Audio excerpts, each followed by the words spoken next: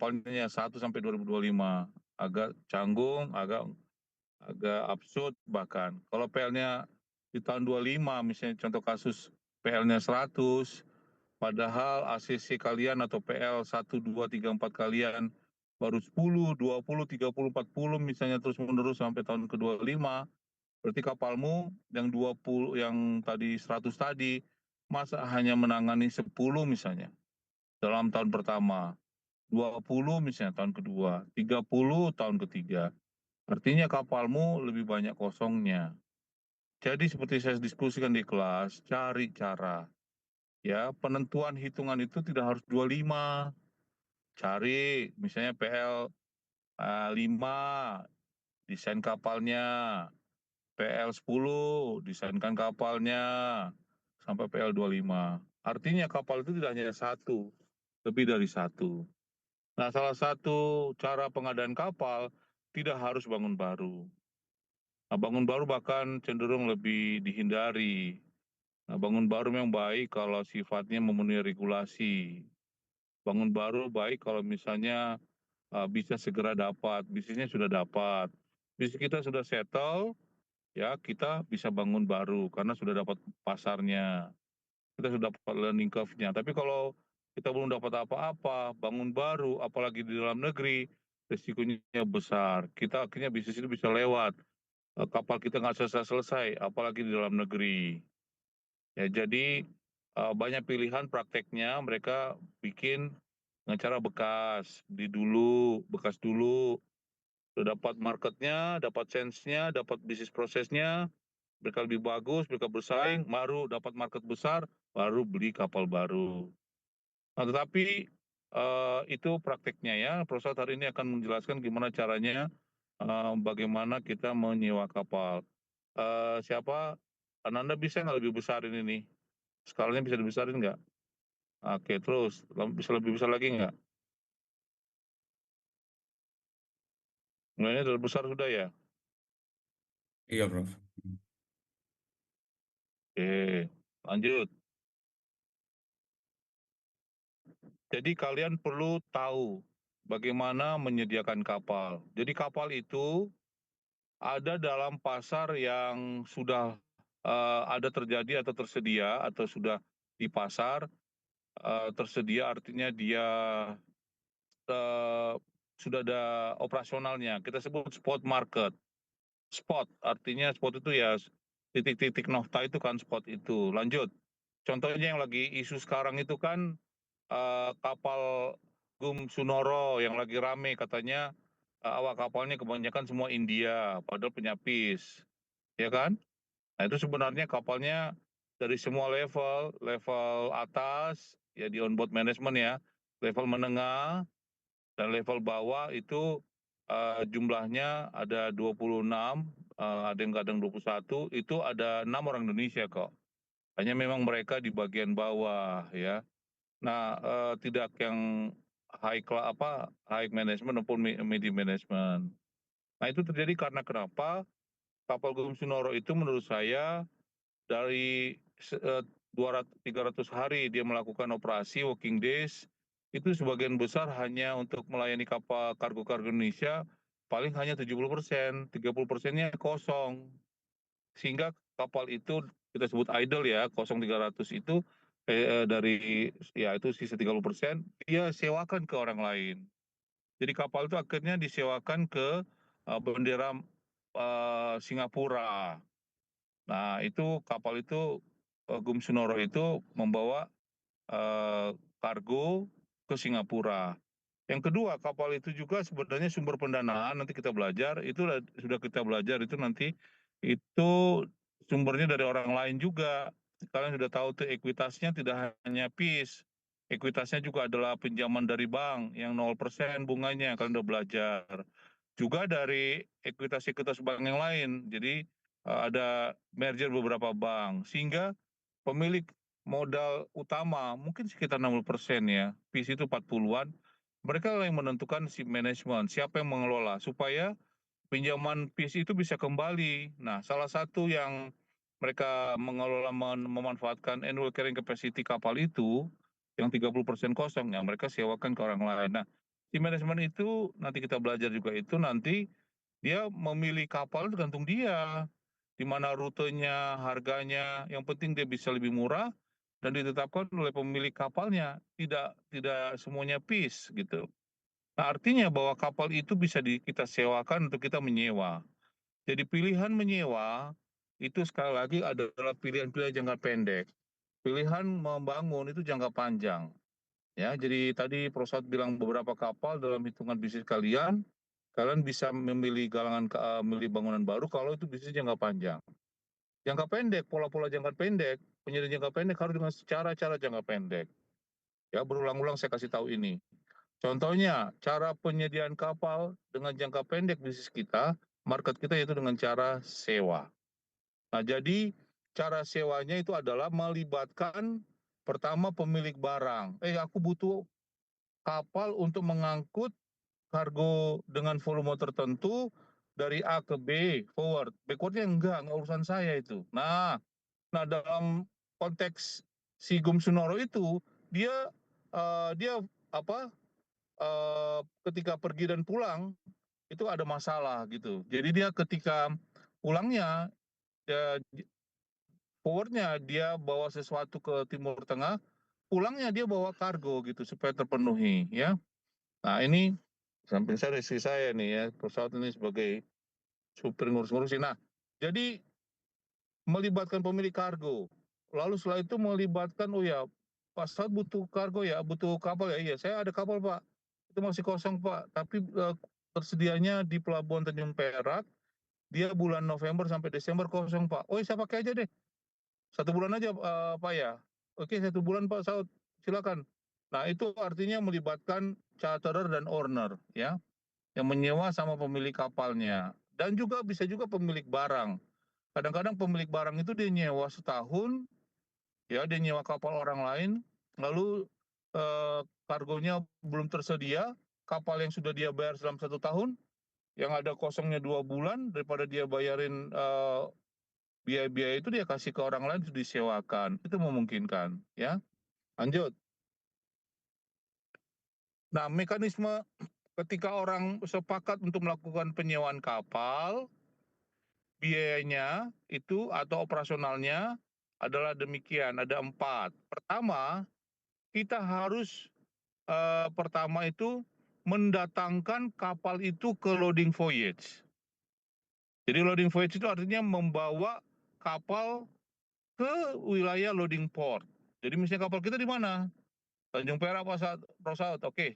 Itu Bapak butuh di mana kargonya? Saya butuh kargonya itu di daerah Morowali, Sulawesi Tenggara untuk ngangkut nikel. Bawanya kemana? Bawanya ke Gresik. Ya sudah, kapalnya harus saya dorong bawa ke wilayah loading voyage, yaitu di Morowali. Jadi itu loading voyage pertama kali. Jadi membawa kapal ke wilayah posisi poin dia dimuatkan. Nah, sampai di sana di loading voyage, dia dilakukan proses loading operation. Ya, memuat barang yang sesuai dengan volume, lalu consignment-nya yaitu kemasannya, lalu juga proses bongkar muatnya, administrasinya, kepabianannya, kalau karantina dia misalnya tumbuh-tumbuhan, hewan dan sebagainya dicek. Tata cara ataupun aturan pertanian, kehewanan, perikanan, itu KKP juga kalau kita mau ekspor ikan misalnya. Pertanian itu kalau karantin, kita biasa disebut barantan itu ya. Di kementerian itu namanya kantor barantan, itu artinya barang-barang pertanian ya. Lalu kuda, sapi itu ada itu ya. Setelah masuk mereka dimuatkan, baru kita melakukan proses uh, discharging voyage. Jadi pergi ke wilayah discharge, ke wilayah posisi pelabuhan discharge. Nah itu bisa 1 kali. Nah yang voyage ini bisa sekali, bisa beberapa kali. Nanti saya kasih tahu ya. Katakanlah ini 1 kali. Dan sampai posisi atau aktivitas terakhir itu yang keempat adalah discharging operation. Bongkar dia, bongkar sesuai dengan kecepatannya, waktunya, kualitasnya. Nah, kalau charternya sekali, karena durasi waktu sesuai dengan trip time, 1 trip loh ya, itu kemarin kalian hitung pela, ada yang hitung voyage lah, aduh, ngawurnya di mana itu, sayang kasih tahu trip, diajarin trip, ada yang pakai voyage. Itu otaknya di mana itu pakai dengkul itu. Ya diajarin kok pakai trip dipakai voyage. Ya jadi satu trip itu berapa? Ya ini 1, 2, 3, 4 ini misalnya. Satu trip itu kita udah atur ya. Kalau jarak jauh misalnya bisa sampai sebulan. Oke, satu trip. Harganya berapa, Pak? Persatuan ton per day itu harganya persatuan ton per day harganya 100 juta. Nah, itu kita hitung.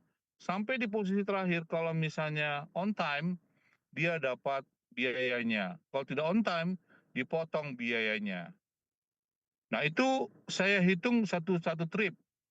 Ini namanya trip charter atau biasanya kita sebut dengan sama seperti voyage charter.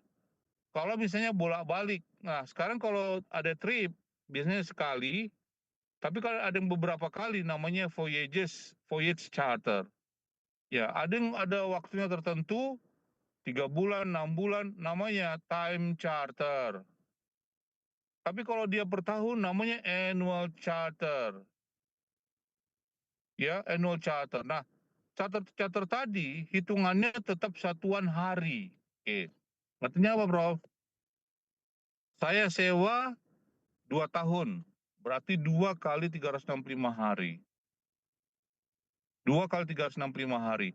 Tetap nanti harga charter saya itu tetap atur harusnya perharinya berapa dikali 2 kali 365 hari. Saya charter 6 bulan, harganya tetap 1 per hari. Jadi kalau totalnya nanti saya bisa bayar total ya, apa berarti harga charternya dikali dengan 60 hari. Nah, biasanya semakin lama charternya dari sisi durasi waktu, per harinya unit charternya akan makin murah. Jadi kalau harga charter rate disebut per harinya itu saya charternya 2 tahun, itu pasti lebih murah ketimbang saya charternya mingguan, weekly charter, ketimbang monthly charter, ketimbang annual charter, ya. Apalagi ketimbang voyage atau trip charter, dia akan lebih mahal. Yang lebih mahal adalah trip, yang paling murah adalah tahunan. Oke, dua ini dulu. Ada yang mau nanya? Silakan.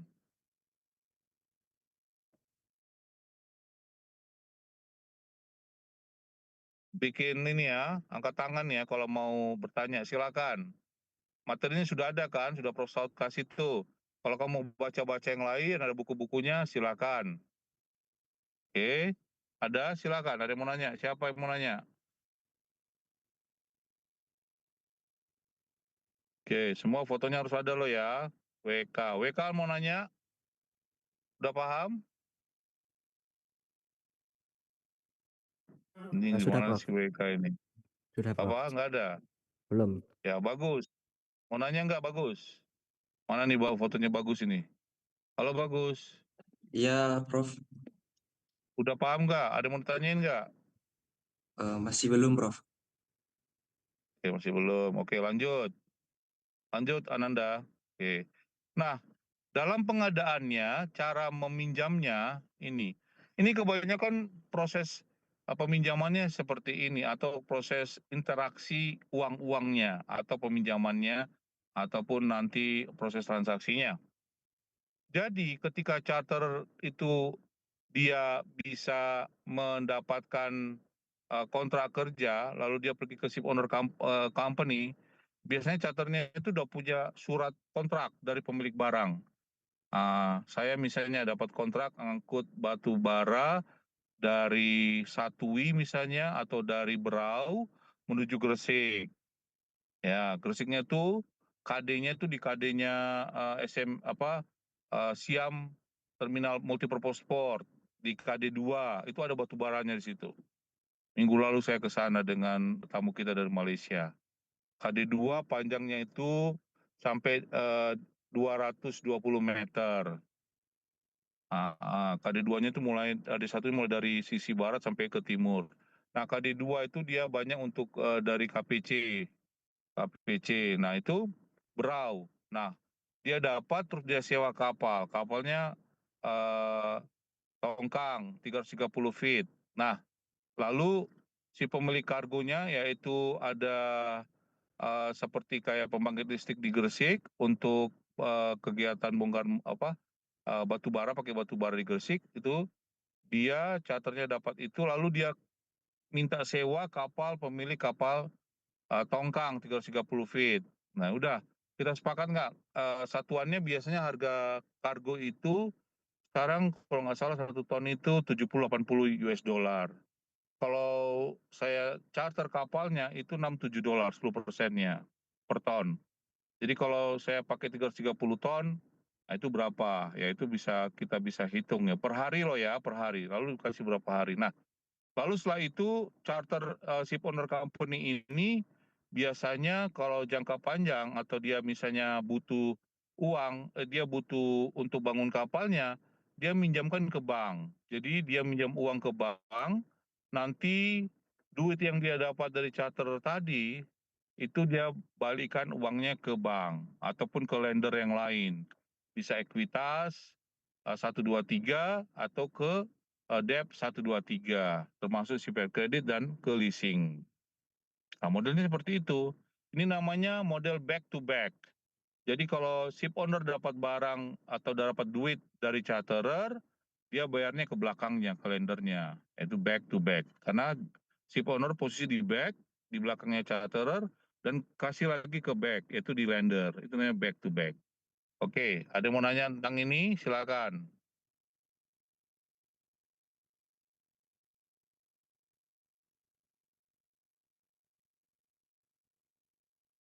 Abian,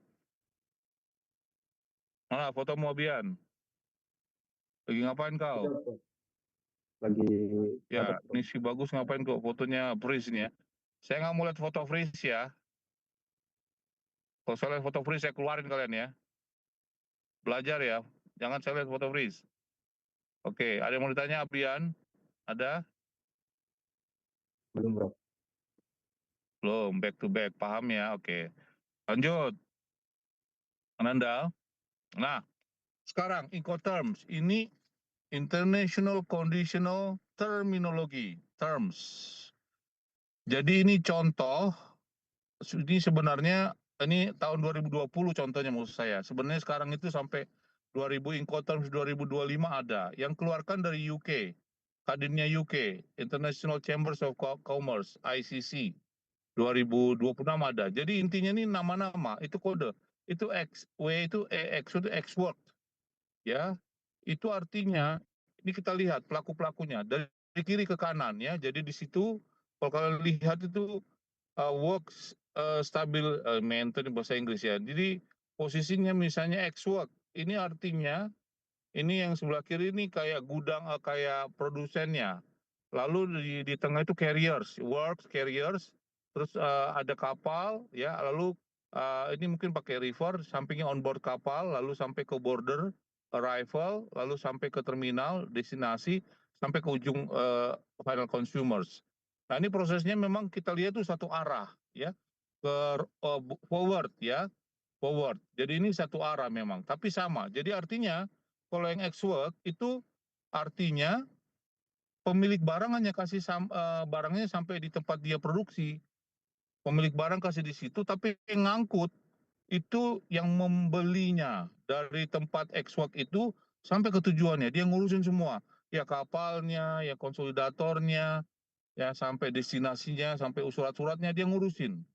Jadi misalnya saya mau beli jagung, jagungnya daerah di wilayah mana nih? Di wilayah Mataram sana. Ya saya orang yang pembeli itu saya pergi ke sana kalau modelnya ex-work. Jadi namanya EXW ya.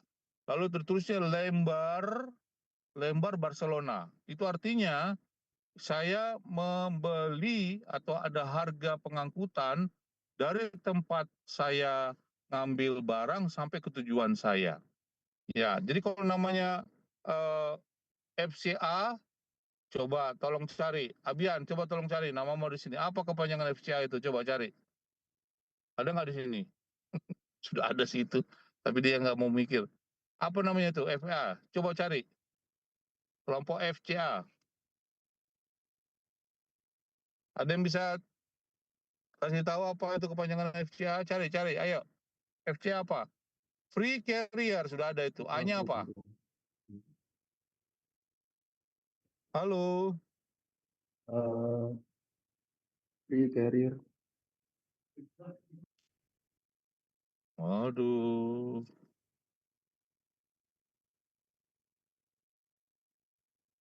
Ayo Amalia, coba cari. Apa itu FCA kepanjangannya? Iya, Prof. Benar. Incoterms, kepanjangan FCA apa? Kalau FAS ada. Kalau FOB, free on board. Kalau FCA apa?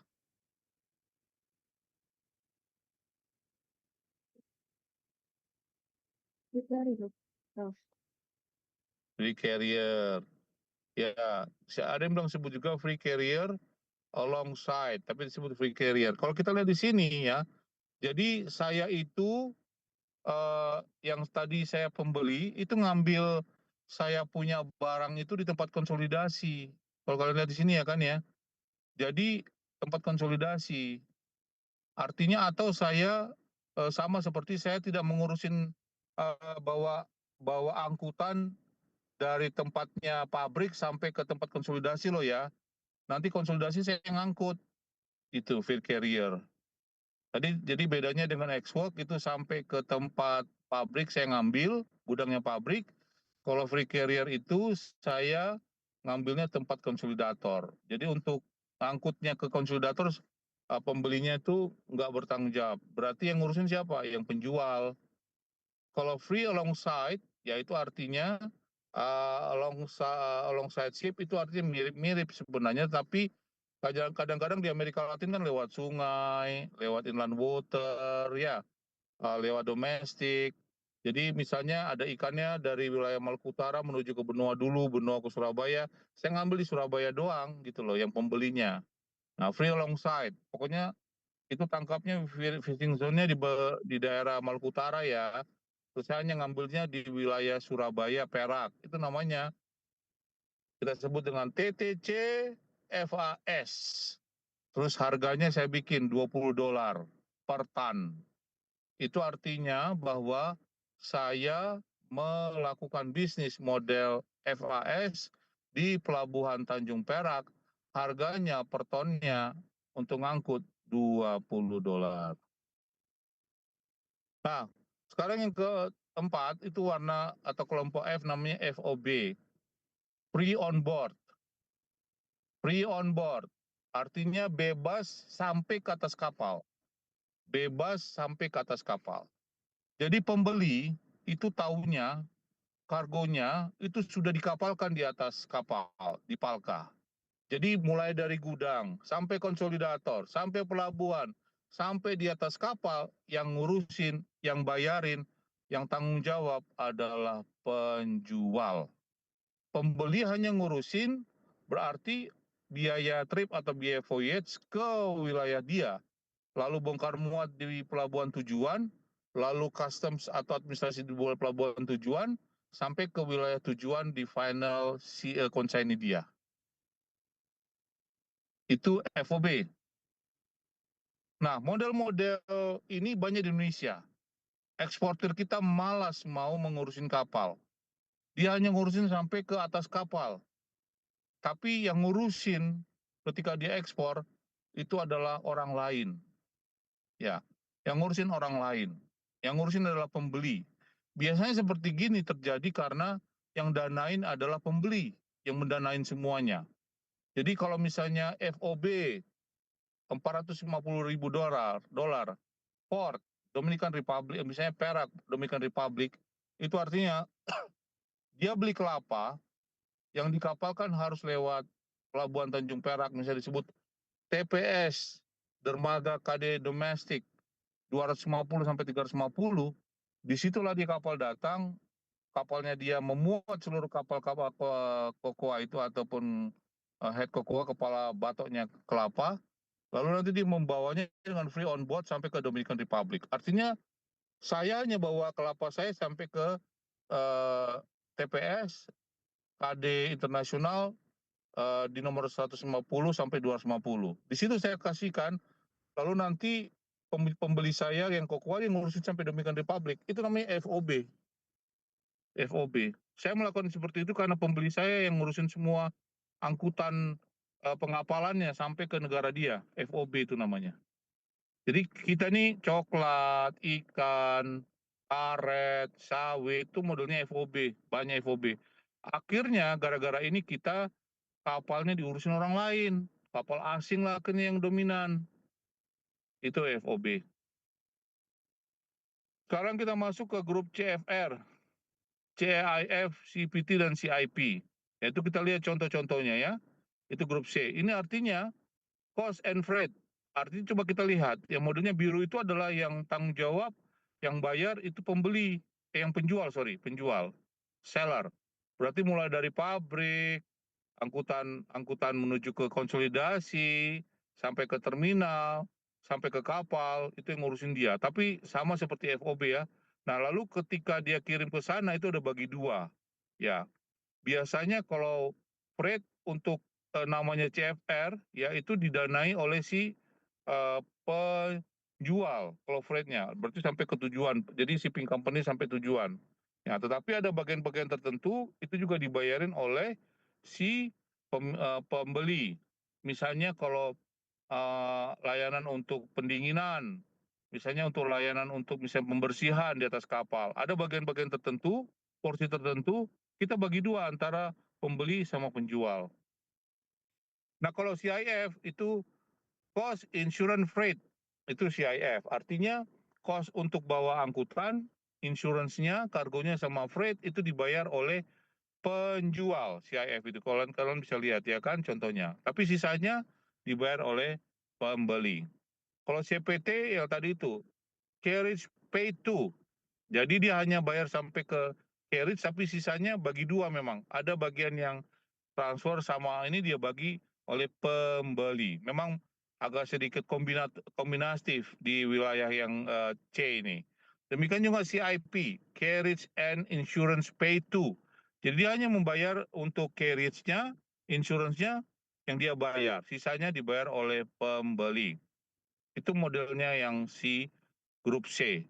Tapi kalau kita lihat di grup D yaitu delivered, kebanyakan delivered ini grup D, yang biru itu lebih panjang dia. Jadi dia mengurusi sampai dari barang tujuan sampai ke biasanya sampai ke pelabuhan tujuan. Bahkan sampai ke konsolidator. Nah, ini mirip-mirip tapi kebalikan dari FOB nih. Kalau FOB yang mendominasi adalah pembeli, kalau yang ini mendominasi adalah penjual. Nah, justru yang kayak gini-gini itu lebih menguntungkan sebenarnya. Dia lebih bisa mengelola risiko, dia bisa dapat banyak duitnya dan sebagainya. Nah, sebenarnya kalau boleh kita punya pemilik barang, kita punya pebisnis pakai begini. Nah, dulu pernah nggak seperti gini? Dulu pernah terjadi siapa? Kerajaan-kerajaan Majapahit, Sriwijaya, dan Kutai. Mereka orang-orang hebat yang jalan kemana-mana paham. Tapi sekarang kita sudah lemah. Kita modelnya FOB, mau enak, kita maunya EXW. Karena kita tidak tahu, kita tidak mau, dan kita tidak mau menerima resiko. Nah, ini semua pola-pola yang mana dengan baik-baik mempengaruhi kepemilikan kapal, ya kan? Jadi kalau termnya beda-beda, coba kalau kita lihat EXW, siapa yang ngurusin? Pembeli. VCA siapa yang ngurusin? Pembeli. FAI siapa yang ngurusin? Pembeli. FOB siapa yang ngurusin? Pembeli. Jadi pembelinya lah yang ngurusin kapalnya. Dialah yang mencarter kapal. CFR siapa yang ngurusin? Nah, itu bagi-bagi. CIF bagi-bagi, CPT bagi-bagi, CIP bagi-bagi. DAT, nah ini baru penjual. DDU penjual, DPU ya, DDP penjual. Nah, jadi ketika di grup D maupun C, penjual itu harus ngurusin penyewaan kapal. Tapi ketika F dan E, pembeli itu yang ngurusin penyewaan kapal. Itu maksudnya ya. Ada yang mau nanya? Silakan tentang ini. Kode-kode definisi dari perdagangan lewat laut yang kita sebut Incoterms. Silakan ada yang mau nanya.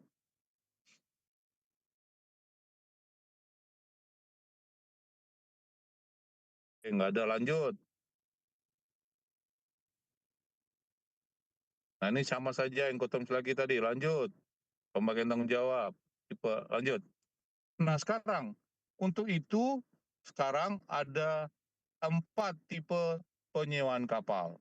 Namanya time charter, waktu, ya sebenarnya waktu itu semua mulai dari waktu yang harian, bulanan, mingguan, sampai ke tahunan, ya bahkan puluhan tahun, itu time charter. Jadi durasi yang paling penting. Sementara voyage charter, dia nggak ngurusin waktu, dia ngurusin voyage. Berapa kali ngangkutnya, ya karena wilayah-wilayah tersebut penting. Berapa kali ngangkutnya? Saya butuh 3 kali, Pak. Oh ya, pokoknya selama kau 3 kali datang sini, berapapun waktunya, karena ada keterbatasan produksi, kamu saya bayar. Nah, ada yang bareboat charter. Itu saya sewa, kapalnya kosong. Kapalnya kosong, tidak ada muatan, tidak ada awak kapal, tidak ada bahan bakar, tidak ada DWT-nya. Jadi kapal kosong, LWT saja. Kalau time charter dan voyage charter itu ada LWT dan DWT. Tapi kalau bareboat charter, saya nggak mengurusin DWT. Artinya yang menyewa dia punya awak kapal, yang menyewa dia punya kargonya, yang menyewa dia punya bahan bakar dan provisinya. Nah, biasanya bareboat charter ini karena dia kebutuhan kapalnya yang penting. Sisanya dia bisa mengendalikan. Itu bareboat charter. Seperti kita menyewa mobil tanpa supir, ya kita bayar sendiri, kita nyupirin sendiri, bayar bahan bakarnya sendiri, tolnya sendiri, kalau ada rusak kita ngurusin sendiri gitu. Tapi kalau kita nyewa mobil dengan supirnya, nanti tol kita dia yang bayar, bahan bakar dia bayar, ada biayanya kan, itu voyage maupun typical time charter. Nah, sementara contract of affreightment itu konsekutif beberapa kali, ya. Artinya gini, bisa nggak saya kontrak COA dengan Bapak ya 3 kali dalam setahun? Oke, tapi waktunya, volumenya, tujuannya berbeda-beda, Pak. Oh ya terserah. Nanti pokoknya Bapak kontrak dengan saya COA loh Pak ya, 3 kali Pak. Pokoknya kasih slot-slot ke saya Pak. Prosa tolong dong waktunya supaya saya ngatur. Pokoknya di awal tahun itu Januari Februari Pak, saya ngirim 1 kali. Tengah tahun mungkin Juni Juli Pak. Akhir tahun kapan? Mungkin Oktober November Pak. Oke. Bapak atur slotnya Pak ya. Berapa lama Pak? Ya biasa, rutenya sama. Tapi yang satu tuh biasa Pak, Surabaya atau Perak Makassar. Yang kedua saya ke Medan Pak, ke Belawan. Yang ketiga saya pakai Papua. Oke. Tapi kalau ada perubahan yang timur mungkin sampai ke Sorong, nggak apa-apa Pak ya. Kalau misalnya yang di Sumatera saya sampai ke Batam, tolong diatur Pak ya. Nah, ini sesuatu yang nanti sifatnya opsional itu namanya COE. Ada perubahan, ada variasi, ada modifikasi, ada adjustment. Oke, lanjut. Nah, time charter. Ini charternya per day dari kargo yang dimuat. Satuannya hari, bisa satuannya minggu, satuannya bulan, dan satuannya tahunan. Ya, jadi nanti beda dengan voyage, dia biasanya waktunya. Ya kalau si voyage ya rutenya. Nah biasanya kalau kita pakai model time charter ini, pertama di mana posisinya tergantung dari waktunya yang berbeda-beda, ya. Dan nanti dibayarnya itu biasanya time charter itu kalau dia ada bayaran-bayaran yang advance kalau jangka panjang, misalnya 3 bulan, ya saya bayar dulu deh sebulan, saya siapkan supaya 2 bulan itu saya punya duit untuk menyiapkannya. Berarti beberapa kapal kah, nggak mau peduli pokoknya kapalnya tipenya apa, kapalnya pokoknya bisa memuat mungkin tipenya ABC, ada namanya ABC, tapi kapal itu bisa saya operasionalkan utilisasi untuk rute beda-beda tapi berdasarkan waktu. Tapi kalau misalnya kalau voyage biasanya udah jelas, tapi hanya untuk rute tertentu atau beberapa kali rute tertentu yang di situ, sehingga pilihan kapalnya itu menjadi lebih terbatas, baik itu tipenya maupun dimensinya ya kan, karena kan udah tahu kan ada keterbatasan dermaga, KD maupun FB-nya kan freeboard-nya. Oke, nanti dilihat dari situ, nanti kita lihat who's paying what, itu beda-beda nanti. Lanjut, voyage charter. Lanjut lagi nih sama ini ya. Nah, voyage charter ini dia sifatnya 2 kali pulang pergi. Artinya berarti ada yang dimuat pada waktu forward, ada yang dimuat pada waktu backward. Ada sebuah perdagangan yang dilakukan, misalnya ada kapal kita kayak Gumsonoro tadi. Dia bawa sesuatu dari Singapura ke Arab Saudi. Biasanya itu mechanical properties untuk kegiatan di Arab, untuk di Timur Tengah, untuk dia punya terminal-terminal refinery-nya. Walaupun dia crude, dia butuh ada beberapa alat untuk bisa melakukan penggalian atau untuk melakukan eksplorasi. Lalu ketika balik dia bawa kargo yang sudah dieksploitasi ya. Nah, jadi seperti kayak kalian, kalau mau charter tuh voyage charter, forward and backward itu voyage charter. Oke, lanjut.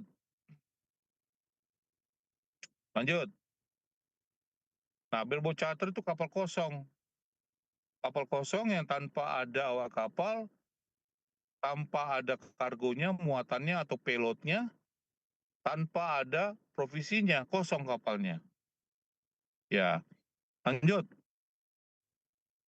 Nah, tadi sudah, nah sekarang lanjut. Ini sudah sama-sama semua. Nah, ini disebut tanggung jawab, lanjut. Nah, sekarang kita coba lihat. Saya minta tolong ya. Kita berinteraksi. Halo Gusti Priyo Prayogo. Halo Gusti, ada di situ kah? Halo Gusti. Mana Gusti ini fotonya nih nak? Nggak, belum saya lihat nih Gusti. Halo Gusti, iki are iki. Ini kalau nggak ada keluarin ini Ananda ini. Gusti, Hadir, Prof. kau kemana aja, kau tidur berarti kau nih. Enggak, Prof. Belajar nak, main-main aja kerja kau. Udah otak kosong, udah salah-salah main kerjaan juga. Udah saya nggak mau lihat kau deh. Fayola, tidur aja kerjanya. Fayola. Iya, Prof. Fayola coba lihat ini, baca apa artinya. Gusti perhatikan, habis itu saya minta kamu. Jangan tidur. Type Wah, of jauh-jauh. charter Oh, party malam. sini. Oh, mohon maaf. Ya, coba lihat. Yang sifatnya, coba sebelah kiri, bareboat. Apa maksudnya itu? Bareboat ini yang hanya kapal kosong saja ya, Prof, yang tidak ada muatan dan lain-lainnya itu. Betul. Siapa bayar apa tuh? Coba jelaskan. Bagaimana, Gimana Prof? gambarnya? Ya, jelaskan siapa bayar apa, deposit siapa yang bayar, repayment siapa yang bayar, itu loh ada biru-biru sama muda. Warnanya itu loh, Dek. Baik, Prof. Yang di bareboat ini deposit, repayment of loan principal dan interestnya itu yang membayar ownernya, Prof. Lalu mulai dari manning, insurance, repairs and maintenance, stores, spares and supplies, administration, dan manajemen. Lalu di bagian voyage, fuel, bunker, port distribution, canal and seaway transit Port cost ini. disbursement, oke. Ya, Baca ini aja yang salah, terus kanal. Canal and seaway transit cost yang bayar ini yang sewa, Prof. Charterer. Fayola pelajari bahasa Inggrisnya ya, bukan bahasa Jawa aja ya. Baik, Prof. Bagus bahasa Inggrisnya. Gusti, Baik, sekarang Prof. lihat yang tengah, Dek. Yang tengah, Gusti. Nah, ini Sudah yang bangun. time, Prof. Udah bangun nggak kau? Udah. Sudah, Prof. Udah cuci muka.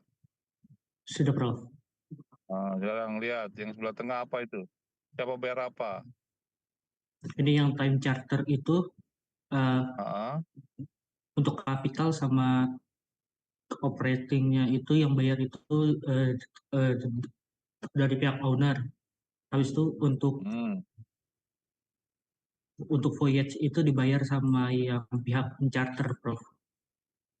Apa bedanya berarti bareboat sama time? Bedanya kalau bareboat itu pihak pencharter itu dia membayar seluruh biaya hampir voyage semua, kan? sama Iya, Betul. Berarti pemiliknya ngurusin kapital aja kan? Iya kan? iya Prof. Mm-mm. Sementara untuk voyage, semuanya kan diurusin sama siapa? Untuk voyage itu diurus sama pihak owner semua Prof. Owners. Jadi untuk voyage dia dapat bayaran semua. Charter pokoknya tidak mau tahu. Pokoknya yang ngurusin semua adalah yang punya kapal ya kan ya? Iya Prof. Nah, sekarang kira-kira ada kasus misalnya, saya mau ngangkut sapi untuk Lebaran dan Natalan serta Tahun Baru Cina. Katakanlah tengah tahun, akhir tahun, dan awal tahun. Tengah tahun untuk Lebaran, apapun bulannya nanti kan beda-beda. Akhir tahun untuk Natalan sama Tahun Baru misalnya, Tahun Baru Cina. Bagusnya itu saya pakai apa? Bareboat time atau voyage? Kalau berdasarkan Ayo. pendapat saya, Hah? ini lebih bagus eh, ini voyage Prof. Betul sekali. Kalau misalnya jangka pendek, karena belum tentu dapat kontrak angkut sapi-sapi tadi, jangka pendek, ya, dan mungkin juga saya tidak punya kemampuan untuk bayar apa depositnya misalnya gitu ya nggak punya kemampuan bayar deposit dan sebagainya, ya sudah saya kasih semuanya ke pemilik kapalnya, ya dia lebih pakai voyage. Jadi menurutmu kira-kira mana yang lebih murah dari tiga ini?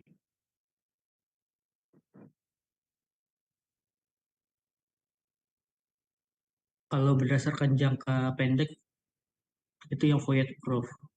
Itu kalau berdasarkan jangka panjang yang bareboat atau yang time charter.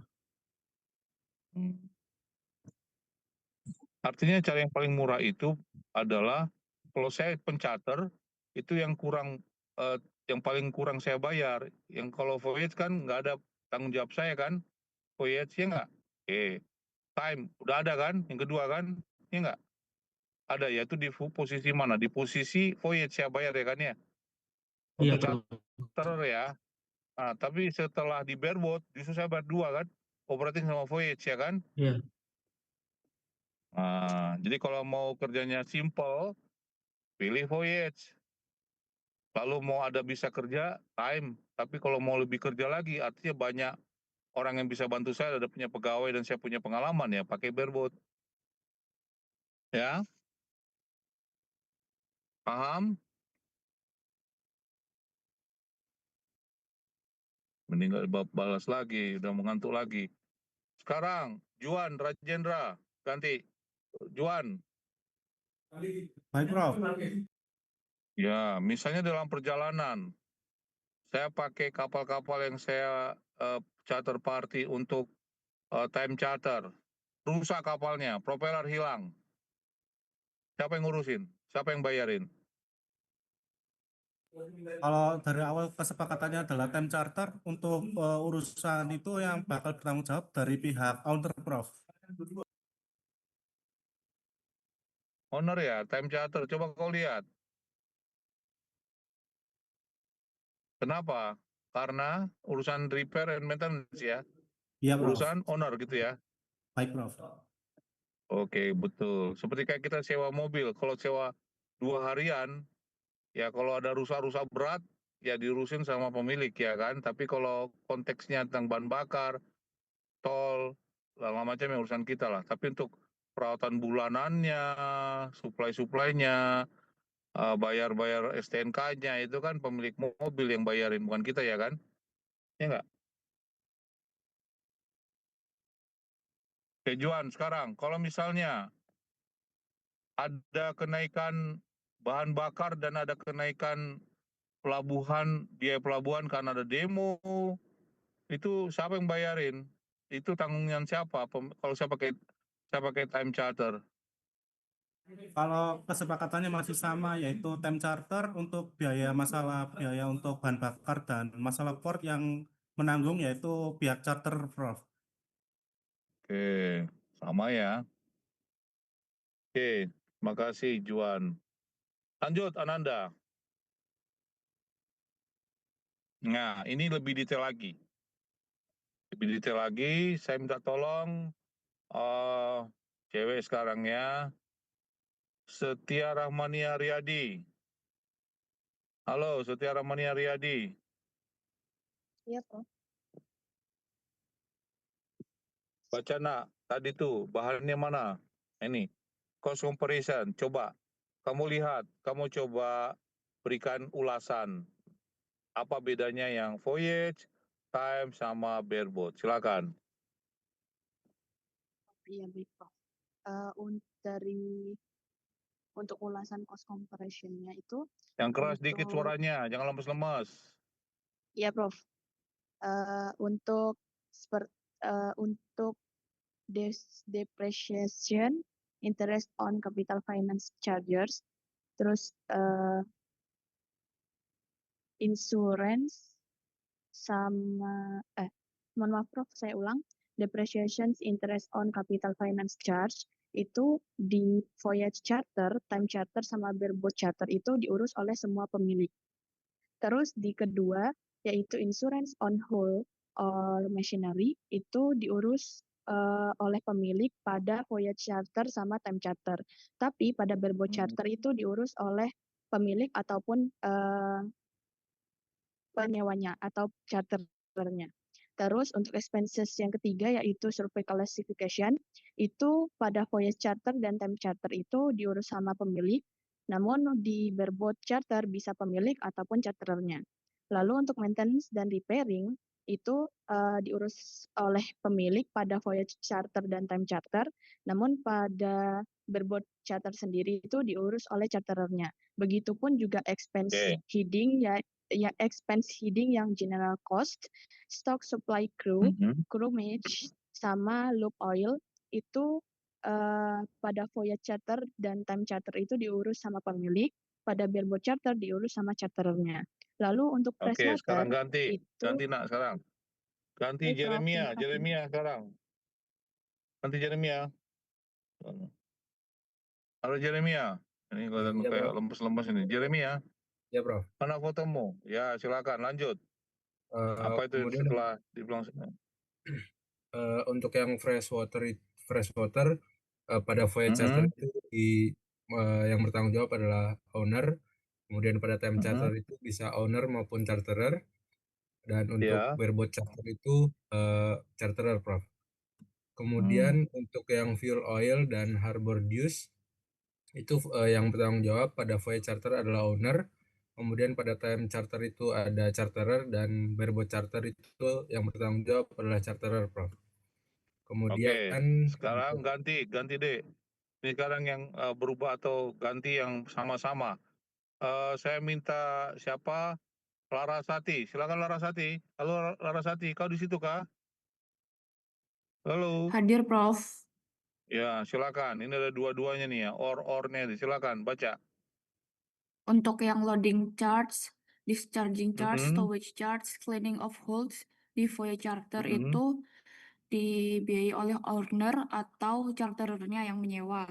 Lalu untuk di time charter seluruhnya ditanggung oleh penyewanya dan bareboat juga ditanggung oleh penyewanya, Prof. Ya. Iya. Kira-kira bisa tahu nggak kapan owner bayar untuk loading ini, kapan charter bayar, kapan discharge-nya, kapan stowage-nya, kapan kira-kira, dan cleaning palka ini kapan dibayar sama owner, kapan dibayar oleh charterer. Logika umum aja. Kok tiba-tiba si charter harus, biasanya kan yang ngurusin semua itu kayak tadi itu kan kita bahas, kalau urusan bongkar muat segala macam kan untuk di time, apalagi kan yang bayarin adalah penyewa kan gitu kan ya. Tapi memang kalau di sisi di voyage kan yang bayarnya adalah pemilik kapal. Tapi kalau ini urusan bongkar muat, loading discharge, stowage, memuati, lalu bersihin palka, kok kadang-kadang kan harusnya bagian dari tanggung jawabnya si charterer kan, kok owner bisa melo-melo. Nah, kenapa itu kira-kira menurut Larasati? Logika ini.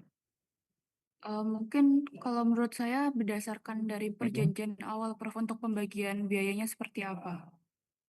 Mhm. Betul, tapi kesepakatan gini, "Kamu ngangkut apa?" "Ngangkut mobil, Pak." "Oke, saya ngangkutin, biasanya bongkar muat ngangkutnya nanti saya bayar deh," kata si charterer. "Tapi kalau misalnya nanti, mobilnya berbeda, agak sulit, mobilnya khusus, mobil listrik, saya harus keluarkan dia punya baterai, saya harus swapping tuh ngambilin dan, lepasin dan masukin, saya nggak ngerti. Urusan kau lah itu ya, BYD, Wuling, atau DFS ya, yang misalnya yang punya mobilnya. Nah, itulah urusan mereka yang urusan bongkar muatnya untuk mobil listrik. Karena mungkin si charterer nggak ngerti, kemungkinan juga dia nggak tahu, dan kemungkinan juga dia kalau ada hal tertentu dia berbahaya, ya kan? Nah, jadi hal-hal yang tidak umum, hal-hal tidak biasa, hal-hal yang tidak mampu, itu dikerjakan oleh owner langsung. Tapi ada hal yang umum, yang orang lain bisa kerjakan di pelabuhan itu dikerjakan oleh charter, dibayar oleh charter. Paham kira-kira Larasati ya? Demikian juga dengan kargonya. Oh, saya bisa tuh untuk siram-siram doang. Oh, saya bisa tuh pakai bertekanan udara dan sebagainya. Tapi kalau udah harus sampai sesuatu yang misalnya gas, inert gas system, nggak ngerti tuh langsung sudah dia punya charterer. Dia harus punya satu alat fasilitas yang harus dimiliki oleh owner. Nah, akhirnya pembersihannya itu harus dilakukan oleh owners. Jadi sekali lagi, sesuatu yang spesifik, tidak umum, uncommon, yang berisiko, yang sifatnya additional, modification, itu yang harus kerjakan adalah owners. Nah, hal seperti itu mungkin saja terjadi, variasi-variasi tadi ya. Oke, lanjut. Terima kasih, Larasati. Nah, ini kadang-kadang ada beda kan, tadi hampir mirip-mirip kan time sama voyage kan. Ada sebagian saya harus bayar untuk time, ada sebagian dibayar oleh pemilik kapal gitu loh. Kapan harus saya mau lakukan itu? Saya harus bisa lakukan SWOT analisis misalnya. Jadi saya harus mikir bagaimana, mana yang paling bagus. Coba saya minta tolong deh gantiin saya. Ini sekarang saya jalan ini ya. Mengantar udah mau 4:30, sih saya mau ada di rumah sakit Gotong Royong. Naufal Rizaldi Gunarto. Halo Naufal. Baik, Prof. Nah, coba kau bantuin saya jelasin kapan saya pakai time charter, kapan saya untuk apa saya pakai time charter. Coba apa kira-kira? Nanti dibantu di terakhirnya Adinda untuk urusan voyage chartering. Halo Adinda, di sana kau ada? Ada, Prof. Ya, oke. Sekarang Naufal dulu yang time chartering, nanti Adinda yang voyage chartering. Silakan. Baik, di sini saya izin menjelaskan terkait SWT analysis dari time chartering dan juga voyage chartering. Di sini khususnya terkait opportunities atau keuntungannya. Jadi untuk time chartering, keuntungannya yang pertama adalah business opportunity with no asset burden. Dan yang kedua adalah larger and more varied tonnage base. Jadi bisa lebih besar dan lebih banyak variasi dari tonasenya. Terus secondary trading in freight futures and derivatives. Dan yang selanjutnya adalah high revenue, opportunities in volatile market. Lalu yang terakhir ada splitting opportunities. Lalu untuk opportunities dari voyage chartering, yang pertama adalah Itu jangan kau baca, itu punya Adinda. Kau ya, kurang menjelaskan, kalau baca aja gampang sekali deh. Naufal, itu apa maksudnya? Business opportunity with in asset burden. Nah, itu jelasin nak. Apa maksudnya itu? Coba, itu satu-satu, itu maksudnya deh. ya, Kau Prof. baca pun anak SD kita nak. Kau masuk IPS bisa mikir apa? Pikir. Untuk business opportunity with no asset burden itu maksudnya adalah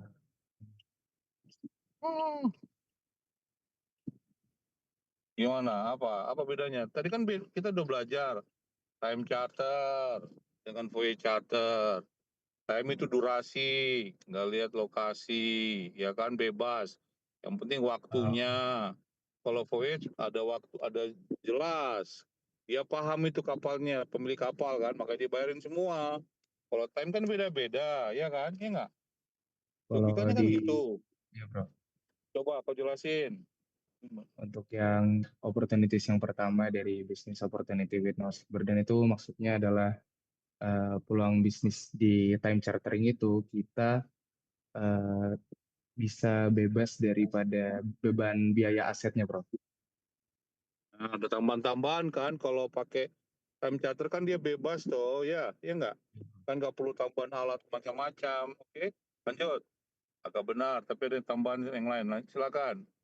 Lalu untuk larger and more very tonnage base itu berarti bisa lebih besar dan lebih bisa bervariasi dari segi tonasenya, Prof.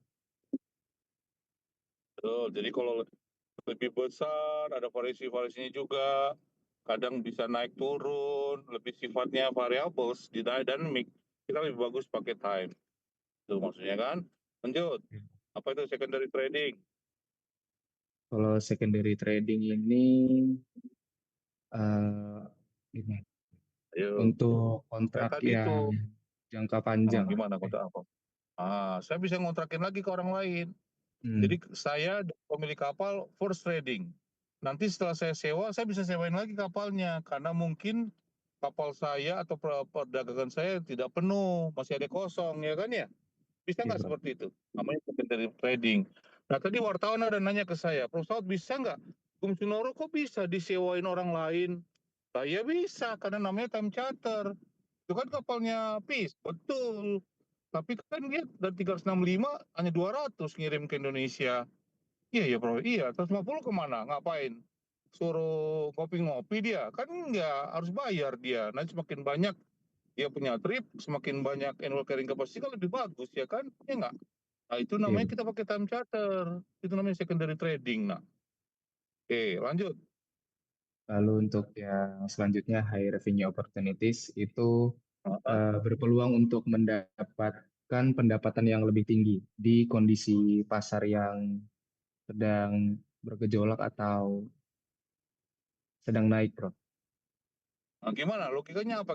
Bisa kau jelasin? Oke lah, pakai contohnya tadi PIS tadi, Bung Sunoro. Apa kira-kira? Atau lagi perang-perang begini kan volatile ya, dinamik. Katanya bagus pakai time charter. Apa logikanya yang bisa menjelaskan? Di mana argumennya? Kira-kira menurutmu? Karena kita sudah menyewa secara waktu misal beberapa bulan atau beberapa tahun di kondisi market yang berubah-berubah itu karena kita udah sewa dari awal, kita bisa mendapatkan pendapatan yang lebih tinggi. Misal contoh dari harga minyak atau bahan bakar yang sedang naik, tapi karena harga sewanya udah kita bayar dari awal ya, kita bisa mendapatkan pendapatan yang lebih tinggi, Prof. Percis, bagus sekali. Itu logikamu masuk gitu. Itu dari segi pemilik kapal. Dari segi pemilik barang gimana menurutmu? Dia pakai apa? Sekarang misalnya batu bara naik harganya dari $60 menjadi 120. Lalu si Rusia datang Pak Prabowo itu ya kan, lobby-lobby. Ya kasih kue itu sama yang itu di Prancis ya kan, nama nya itu. Ya itu harganya dia minta 200, nggak mau Rusia, dia mintanya 250, bayangin. Dari 110 menjadi 250. Nah, terus menurutmu harga minyaknya naik Indonesia ketika proses pengapalan ke Rusia, menurutmu Saudara Novel Rizaldi, alumni Siskal tahun 2025, bisnis maritim 2006. Pakai model apa yang paling bagus kah, Mas Novel? Pakai Time atau time charter, voyage? pakai time charter, Prof. Bagi Indonesia, yang untuk mendapatkan kargonya, pakai apa? Time charter mungkin, Prof. Mencatat itu yang pemilik kapalnya. Kalau pemilik kargonya, Mendingan pakai voyage, Prof. iya. Ya, tapi kan itu kalau voyage jelas ya, karena saya akan sampai ke Rusia doang ya kan? Ya nggak? Iya, Prof. Iya, itu makanya. Itu makanya lalu si duta besar Rusia bilang ini kalau belum jelas itu harganya bukan bukan harga teman, harganya tetap harga pasar, tergantung daripada biaya pengapalannya, tergantung daripada harga minyaknya, kapan kau beli, nggak bisa sama setahun ini, kan gitu katanya duta besar Rusia ke Indonesia. Sekarang yang terakhir, subletting. opportunities. What does it mean? Apa itu? Baik, maksud dari subletting opportunities adalah di sini si charterer yang sudah menyewa kapal, dia berpeluang untuk menyewakan kapalnya ke pihak ketiga atau mungkin ke orang lain. Iya, itu salah satunya. Opportunity-nya lagi bahkan dia juga bisa memiliki barangnya itu sendiri. Ya dia pergi misalnya untuk lebih pendek lagi, jarak lebih pendek, bisa ya nanti kemungkinan itu terjadi. Mirip seperti kayak secondary trading in freight futures, derivatives. Harganya ya, kalau derivatif freight-nya yang naik, kalau ini kontraktualnya, volumenya naik ya. Jadi misalnya kalau yang secondary ini, oke, nanti kapal saya di bulan Oktober itu kosong kok, itu kayak tadi kasus saya kan, kok bisa pakai? Nah, itu namanya secondary trading. Tapi kalau ini, saya mau cari, oh ini kapal saya kosong, yang dicari-cari kapal saya yang ngangkut, karena bisa kemampuan ngangkut tadi itu crude oil dari ke Rusia. Ya udah mahal punya saya itu. Walaupun bukan saya yang punya kapal loh ya, hati-hati loh ya. Saya udah charterin loh ya, terus akhirnya saya catatkan ke orang lain. Itu namanya subletting opportunities. Jadi silakan kalian mendapatkan revenue. Kalau kalian mencatat kapal, tapi charternya misalnya time charternya setahun, nah itu hakmu itu untuk mendapatkan posisi ketika di spot market harganya tinggi, kau bisa memanfaatkan kapalmu. Walaupun sebenarnya kau udah bayar per harian, per bulan, misalnya hanya 10, tapi pada waktu tertentu kau bisa jual itu bisa 20, 30, dan orang rebut-rebut itu punya kapalmu itu. Itu ya sampai seperti gitunya ya. Oke, Naval terima kasih. Sekarang Adinda, Dinda please. Itu yang voice chartering, coba jelaskan apa maksudnya. Jangan hanya baca doang ya. Silakan Adinda. Baik, yang pertama untuk maximizing revenue, which is otherwise enjoyed by the time, itu berarti bisa memaksimalkan pendapatan, Prof. Bisa memaksimalkan Ya caranya pendapatan, kemudian Caranya gimana logikanya? Logikanya gimana? Kalau pakai voice itu kan artinya voice itu rutenya jelas. Rute ke rute, iya betul, ya Prof. kan? Cara pembayarannya Iya, tadi kalau mode rute itu kan pemilik kapalnya yang ngurusin kan seperti kamu jelas. Mau kemana Pak? Ke Malang. Oh ya udah, saya bayarin bahan bakarnya, saya bayarin tolnya, saya bayarin jalannya. Udah, Bapak tinggal 250 Pak. Modelnya kayak gitu tuh. Kalau voyage charter kayak borongan gitu. Kayak gitu. Coba nah sekarang kalau kita pilih model kayak gitu cocoknya seperti apa? Katanya maximizing revenues which is otherwise enjoy the time of charter operators. Apa maksudnya?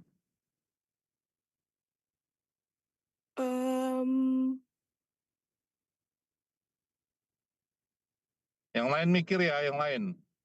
Bersama-sama tahu. Apa maksudnya? Berarti dari perspektif pemilik kapal, dia lebih milih voyage charter itu dapat maksimal revenue pendapatannya lebih bagus pakai pakai voyage charter dibandingkan time charter kalau mau nyewain kapalnya. Jadi saya lebih bagus ada rute Rusia Indonesia ketimbang saya catat sama PIS itu persatuan waktu. Saya pakai voice aja deh. Nah, kenapa? Adinda. karena sudah pasti, Prof, dari rutenya, jadi kita bisa untuk menghitungnya bisa lebih Biayanya biar ya biayanya bisa saya siapkan. Ya, iya saya bisa siapkan. Saya bisa atur dengan pelabuhannya. Kalau saya berkali-kali datang ke sana kan, iya lalu betul, saya Prof. bisa siapkan ya ada kemungkinan misalnya keamanan dan sebagainya jelas. Saya bisa kendalikan gitu. Sehingga saya bisa naikkan tarifnya. Kadang-kadang voyage memang lebih mahal ya bagi pemilik barang, tapi bagi pemilik kapal api dia pilih voyage gitu. Ya. Prof. Sekarang yang kedua, once again, having direct access to the beneficial cargo owners for future contracts or contacts. Apa maksudnya tuh, Dek? Jadi untuk maksudnya, Prof, kita lebih bisa punya direct access atau kayak ibaratnya koneksi relasi yang menguntungkan, gimana kita tuh bisa kenal sama cargo owner-nya, Prof. Jadi untuk kedepannya itu nanti kita bisa ibaratnya langganan sama dia atau bisa berkontrak sama dia. Persis, bagus sekali. Model-model kayak voice kan jelas. Pak, kalau ke sana lagi, kenal saya Pak ya, saya bagian. Oh iya, kalau urusan Rusia, Bapak itu tuh cocok. Kalau urusan Bromo sampai Markapuro atau sampai ke atau misalnya kalau Ijen bagian Blue Fire dia tuh bapak itu jago tuh. Nah kayak gitu-gitu deh. Ya voice itu memang akhirnya spesialisasi ya. Iya, The Prof. last beneficial positioning of owned tonnage, maksudnya apa itu? Bisa lebih untuk menentukan posisi yang beneficial untuk segi pendapatannya, Prof. Nanti bisa memaksimalkan, karena kita bisa pilih tempatnya. Oh, bukan. Jadi owned tonnage itu artinya punya barang ya. Jadi misalnya gini, Pak Prabowo katanya si Rusia kan mau jual Bapak tuh dari 110 menjadi 250. Oke deh, gimana kalau pakai voyage kita? Biasanya kan harga barangnya itu $50 ya Pak ya, angkutannya. Oke, kalau Bapak mau pakai punya saya, ini mungkin ini kayak model-model yang ngomong Rizal Khalid lah ini ya, misalnya. Biasanya 50, karena 2 tahun Pak ya, udah saya kasih diskon 40 lah Pak Prabowo. Tapi kasih saya semuanya ya, karena saya ngurusin semua. Kenapa dia bisa begitu? Karena dia bisa mengendalikan jangka panjang. Dia udah tahu apa yang harus dia bayar di sana. Kan bongkar muatnya dia harus bayar kan, karena di pelabuhan kan. Dia harus bayar bunkernya ya kan, ya. Dia harus bayar nanti ketika ada navigation ya kan. Dia harus tahu kalau ada apa-apa risikonya kan. Nah, dia paham itu. Nanti dia kelola. Karena volumenya akan memenuhi segala biaya-biayanya.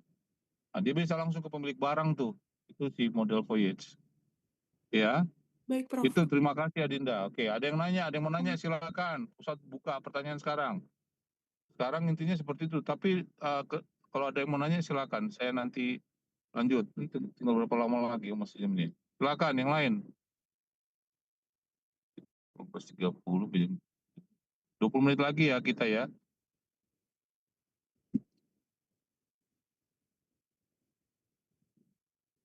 Ada, nggak ada. Ya, lanjut Ananda. Nah, ada satu proses ketika kita mau melakukan proses perhitungan waktu dan biaya, termasuk juga nanti mungkin kapan mulainya ya. Terus terang ini bahan ini Prof. ajarkan di namanya ISBA, International Sea Broker Association ya, ISBA. Silakan kalau kamu mau menjadi charterer itu ada sertifikatnya. Itu di ISBA Indonesian itu ada mereka punya asosiasinya. Kamu jadi anggota, members, ada buku-bukunya, ada training-trainingnya, ikut di sana nak ya. Lalu kamu bayar, agak mahal memang, training-trainingnya tuh kira-kira belasan juta lah itu. Jadi seminggu atau 2 minggu. Lalu dapat sertifikat, terus dapat kenalan, pengalaman, terus kau bisa berbisnis juga dengan chartering itu. Nah, ini contoh-contoh yang saya ajarkan ya. Coba lanjut. Dan caranya adalah prinsip pembiayaan ya. Pertama harus kita lihat, angkutannya polanya apa? Tahunan, mingguan, bulanan, dan sebagainya. Lalu dia polanya itu misalnya yang mendominasi siapa gitu. Sumber dana dari mana yang bayarin, pembeli atau penjual gitu ya. Kadang-kadang pembelinya itu yang punya dana, kadang-kadang nggak punya dana, pembelinya yang kasih pinjam ke penjual itu, misalnya untuk ngangkutin yang model kayak kita tadi itu. Lalu juga sekarang penyewaannya gimana polanya, tadi sudah kita belajar. Itu pengelolaan SDM-nya gimana. Nah sekarang tadi model kayak Gumsunoro itu kan pakai banyak India katanya. Ya karena memang mereka lebih berkompetisi ketimbang mungkin ya, mohon maaf, bukan berarti Indonesia nggak pintar-pintar, kemungkinan kompetensinya misalnya. Jadi ada unsur kepercayaan ya, kru. Tidak hanya di kapal, tapi juga di pelabuhan maupun nanti dalam perawatannya. Informasi rute, frekuensi kargonya, kapan, Pak, kapan saya mulai shipment-nya? Shipment itu pengapalan. Kapan saya mulai trip-nya? Tripnya kan kata Bapak 40 kali, sesuai dengan waktu trip time. Tapi kapan mulainya? Tanggal berapa saya estimated time to departure? Kapan saya nanti arrival-nya? Itu kan mempengaruhi biaya semua. Lalu komponen-komponen biaya ketika operasional, OPEX. Lalu bagaimana proses selama masa penyewaan, waktu operasinya itu pengaturan waktunya gimana? Kalau ada kelebihan bagaimana? Kalau misalnya kargonya nggak ready, saya udah datang, tapi saya nunggu. Kata Bapak, udah siap jam 4 sore hari Rabu. Ternyata saya baru standby, saya baru bisa bongkar muat hari Jumat. Gak benar Pak, 2 hari saya bayarin orang bongkar muat, nggak kerja Pak. Kan gitu. Terus sewa waktu ketika tadi tuh, waktu-waktunya, lead time-nya kapan saya datang, kapan saya ready, kapan saya berangkat, kapan Bapak masukin barangnya, kapan itu orang gudang buka dia punya ininya, kapan orang gudang itu kemasannya selesai, kapan administrasi mulai berjalan, itu diatur ada waktunya. Karena kalau lewat ya saya dibayar Pak, saya nggak mau nambah, kan janji Bapak saya hanya seminggu, kapal saya ternyata lebih. Nah itu sangat mekitik bahasa Jakartanya ya, sangat-sangat minta tambahan itu. Kalau kadang-kadang kita nyewa mobil kan ya 1 hari kadang-kadang jam 7 jam 8 masih bisa lah kalau kita berangkat jam 7 sampai jam 7 malam. Kadang-kadang kalau lewat kita minta tambahan kan gitu. Kadang-kadang kalau kita kenal nggak apa-apa dia. Tapi kalau kapal nggak bisa deh. Kapal betul-betul kamu harus hitung. Karena tambahan biayanya itu bisa dalam satuan 6 jam, namanya atmal. Lalu juga dengan asuransi kargo. Kargo hanya bisa nalangin sampai berapa besar, tapi lebih daripada itu harus kita. Jadi harus hati-hati ketika kita mengangkutnya bagi charterer. Harus hati-hati kita memonitor kapal kita, kargo kita selama dia perjalanan. Bagaimana supaya dia tidak rusak kalau berpendinginan, ya kan? Kalau berpendingin, dia nggak rusak, bahaya. Lalu ke asuransi biasanya berbentuk nanti kita khusus bicara itu asuransi hal, ada asuransi machinery, hull and machinery, asuransi third parties, ya, indemnity, protect indemnity, dan asuransi awak, ya. Ada juga itu tentang kapal ya, ship insurance. Ada juga cargo insurance, kargonya yang kita asuransikan, ada lagi tuh ya. Nah, semua ini dengar baik-baik adalah faktor-faktor yang harus kita perhatikan yang mempengaruhi biaya sewa kapal kita. Yang mempengaruhi besar kecilnya daya kompetensi kita, kompetisi kita. Kalau kita menyewain kapal, daya saing kita tergantung ini. Oke, lanjut, Ananda. Nah, ini contohnya time charter. Ini saya ngambil dari beberapa, yaitu source tadi yang kuning. Itu kalau saya prediksi satuan waktunya beda-beda, bisa beda. Lalu kapalnya bisa beda-beda. Tadi misalnya saya mau pakai, ini saya mau punya coklat misalnya. Saya coklat itu mau saya angkut dari A ke B. Lalu kapal-kapalnya, saya lihat ada kemungkinan kapalnya, saya melakukan prediksi, oh kalau kapal ini kemungkinan saya harganya bayar sekian. Kalau kapal ini tanggal sekian harganya sekian, bisa naik, bisa turun, bisa stay dan sebagainya. Ini contoh-contoh ya, yang orang-orang akhirnya melakukan prediksi atau estimasi sebelum dia meminta atau menyediakan offering ya untuk melakukan pengangkutan barang lewat modus penyewaan kapal. Lanjut, itu charternya itu kita bisa trenkan. Nah ini contoh lagi, kalau tipe kapasitas kapalnya beda-beda. Kapal paling besar misalnya untuk tanker saya pakai VLCC, atau di bawahnya Suezmax, atau di bawahnya Aframax. Itu beda-beda misalnya.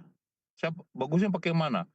Biasanya seperti Prof. bilang, untuk skala ekonomi lebih besar, kapasitasnya lebih baik. Seperti kalian belajar tentang pilihan kapal kompetisi atau CSP.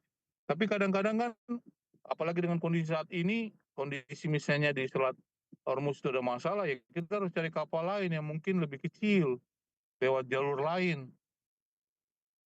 Sehingga pilihan-pilihan, kadang-kadang pilihan-pilihan ketersediaan di samping pilihan-pilihan skala ekonomi. Dan itu tahun ke tahun bisa beda. Kemungkinan kita akan prediksi apa saja yang naik. Pak, kita sepakat ya, biayanya naik dong Pak ya, tahun depan Pak. Biaya naik. Kalau sekarang, kalau satu, jadi oke, kasih saya penawaran. Kalau Bapak sewa saya sewa 2 tahun, per harinya kapal saya Bapak dapat 36.000 US dollar. Oke, is that the best? Ya, the best Pak yang saya bisa offer. Oke, kalau Bapak tawarnya 1 tahun aja Pak Saud, itu per harinya saya offer ke Bapak itu 42.000 dolar. Oh, naik 6.000 ya? Iya Pak, mohon maaf Pak. Kalau 6 bulan gimana? Kalau 6 bulan, kenapa Pak? Bapak kan biasanya sewanya setahun. Ya, ini kargonya beda-beda sekarang. Di sana kan lagi perang. Ya udah, 6 bulan Pak ini ya, kontrak dengan sananya 6 bulan saya punya kontrak. Oke, per harinya agak naik Pak, mohon maaf. 45 Pak. Itu naik lagi. Nah, jadi per tahunnya begitu. Kalau kita mau melakukan prediksi tahun depan kira-kira berapa? Biar saya nanti menyiapkan pembiayaan saya gitu. Nah, konteks ini banyak terjadi dilakukan oleh pemilik barang, seperti kayak di varia usahanya kawan-kawan di Semen Gresik, di tambang Bukit Asam, di KPC, lalu di PT Gresik. Nah, nah kawan-kawan ini banyak alumni kita yang menghitung biaya-biaya itu. Mereka di bagian shipping tujuannya kerjanya melakukan prediksi harga sewa kapal. Tapi di breakdown apa saja yang mengakibatkan kenaikan-kenaikan. Misalnya bunker, itu awar, bahan bakar, plus bahan provisi, naik gaji, biaya pelabuhan, biaya TKBM, biaya navigasi, currency, biaya asuransi, dia prediksi semua. Nah, nanti kita akan belajar mengenai biaya. Jadi biaya itu akan berubah. Biaya berubah itu karena aktivitas, biaya berubah itu karena nilai uang. Biaya berubah itu nilai uang berdasarkan tidak hanya waktu tetapi lokasi. Nah, biaya itu semuanya dari aktivitas, lokasi, uang dan sebagainya, dari faktor-faktor tadi bisa berubah. Karena faktor-faktor yang lebih mengubahnya karena politik, karena ekonomi dan risiko. Nanti kita bisa lihat itu ya. Jadi itu kita namanya harga-harga yang sensitivitas namanya, harga-harga yang sensitif. Namanya eskalasi ya. Jadi harga itu tidak sama. Namanya escalation factors, escalation values. Nah, ini ketika charter pun jangka panjang. Kalau tadi kata perusahaan 10 tahun, 15 tahun, nggak sama harganya per harinya. Jadi diprediksi. Lanjut. Kalian bisa belajar, tinggal lagi lanjut. Kalau bisa lihat contoh-contohnya, ini perencanaannya. Nah, sekarang kita menghitung waktunya. Lanjut, tadi biayanya ya. Nah, sekarang biasanya ada posisi, ya ini garis ya. Garis itu ada kita bagi atas 5 bagian ya. Pertama bagian NOR, Notice of Readiness. Notice of Readiness itu biasanya paling ujung itu saya lupa kasih namanya, itu ujung ke ujung itu kita sebut dengan ETA, bukan ATA ya, sama ETD ya. ETA itu Estimated Arrival Time. Nah, tapi kalau ATA itu namanya Accepted Time Arrival. Sama ATD, Accepted Time Departure. Jadi kalian bisa nunggu, tapi harus ada batasnya, nak. Itu. Orang bisa nunggu, tapi ada batasnya. Ya janjian ya, jam 7. Kalau nunggunya setengah jam nggak apa-apa lah, tapi kalau 1 jam, orang udah gusar, udah marah-marah orang. Nah, di kapal pun begitu. Jadi yang paling ujung namanya estimated, karena kan estimated sifatnya estimasi gitu loh. Ada yang juga bilang itu actual, tapi banyak kan orang yang bilang juga accepted. Nah, jadi nanti bilang accepted sama actual ini persoalan kadang nanya, Pak, Bapak ini mau accepted atau actual? Nanti ketawa.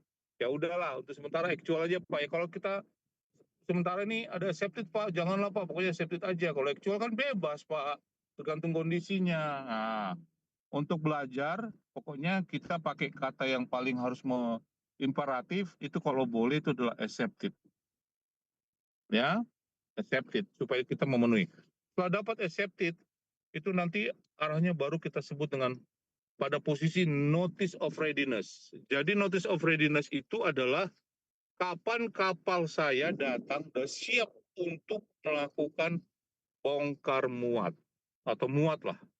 Biasanya notice of readiness itu ditambah 6 jam kalau ada hal-hal apa-apa. Biasanya karena hujan atau karena ada misalnya kalau ada badai di negara lain tuh ada kelambatan orang datang, alatnya belum siap, itu NOR plus 6.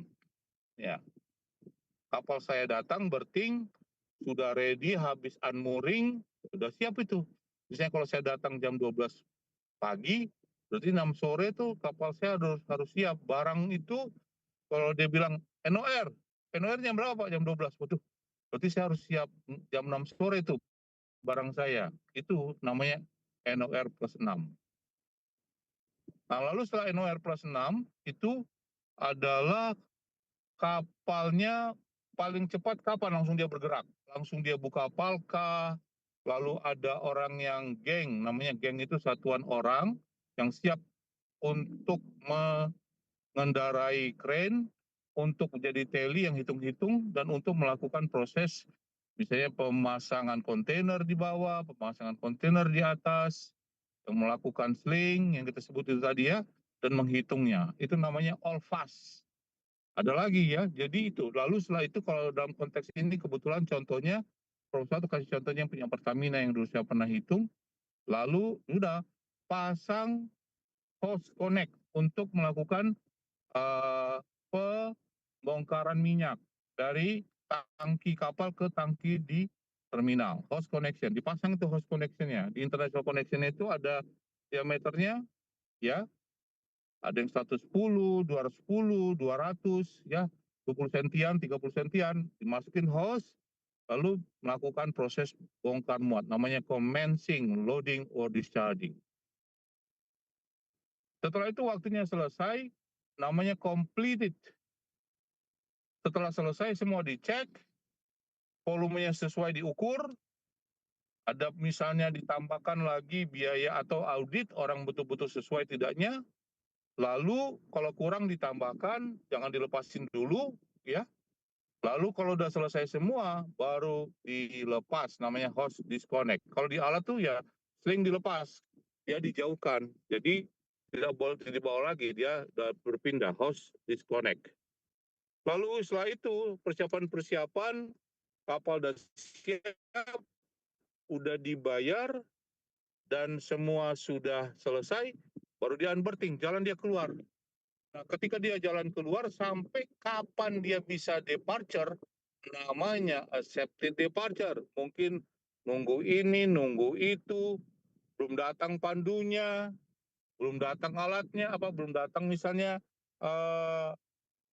surat-surat perintah berlayarnya SIB, dia nunggu sampai akhirnya setelah selesai dia berangkat, atau paling lambat itu namanya estimated time departure atau ETD. Oke, dari ATA yang actual atau yang betul-betul acceptable, ATA sampai ETA atau ATD, itu namanya port time, waktu kapal di pelabuhan. Tapi mulai dia bekerja untuk betul lay time, dia bekerja bongkar muat, itu namanya NOR plus 6 sampai dia hose disconnect. Nah itu. Nah ini biasanya dipakai dalam rancangan kontrak sewa, rancangan kontrak chartering, dipakai ini kata-kata ini, kapan ATA, kapan NOR plus 6, kapan all fast, kapan hose disconnect, kapal commence, kapan ini complete, hose disconnect, unberthing, ATD, ETD, lay time, port time, dipakai itu nama-namanya, definisinya ini. Ya kalian nggak perlu hafal ya, nggak perlu, nanti lihat aja, banyak nggak hafal. Karena nanti ketika sudah bekerja, kebiasaannya sudah di luar kepala lah ya, artinya nggak dihafalin. Artinya udah paham. Oke, ada yang mau nanya tentang ini, silakan.